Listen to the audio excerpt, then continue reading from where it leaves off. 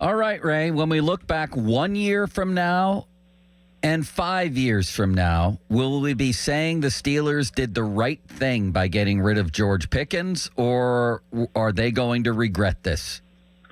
No, I think, listen, Joe, if George Pickens goes out and has 4 consecutive 1,000-yard seasons for the Dallas Cowboys, it could still be the right decision for the Pittsburgh Steelers to get rid of him. And I think that's where this franchise was. They didn't want him on the team any longer. He didn't want to be here any longer. So when you factor in all those things, I think it was the right call. You get a 3rd-round pick for him. They had plenty of time to shop him out there, plenty of time to field offers. So you pretty much knew this was the max that they were going to get. I suppose you could have seen if a team was desperate in training camp, injuries, during the season, something like that. But if you're going to deal him during the offseason, I think a 3rd-round pick was probably about as good as you can do. What's next in the receiver room, Ray? Well, I think everyone probably agrees that they do have to add someone, but I don't think they're going to be in a hurry to do that until they get an answer from Aaron Rodgers. Because if Aaron Rodgers comes, he's the last couple of years when he was with the Jets, he wanted to kind of handpick his guys that he was going to work with, and I think the Steelers would probably do that for him as well with the Steelers. So, Alan Lazard is still out there. He is still employed by the Jets, but you could probably get him in a trade if you wanted to.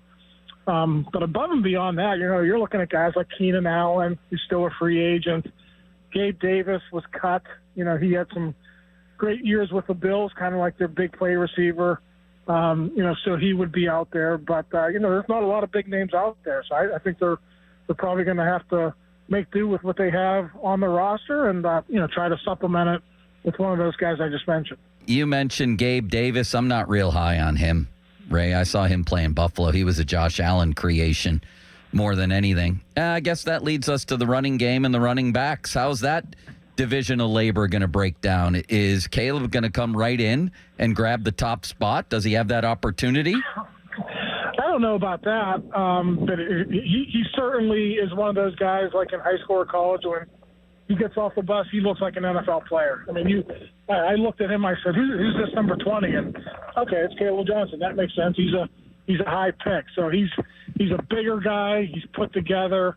But, I think when you try to project to what's going to happen in September, I would imagine Jaylen Warren is going to start. But I do think eventually, Joe, I think the distributions and touches and carries is probably going to be similar to what we saw the last couple of seasons. Really, for the entire, first 3 years of Jaylen Warren, it was pretty much an equal split in carries with Najee Harris. They like going through a rotation. I think everything points to them sticking with the rotation with Kaleb Johnson here.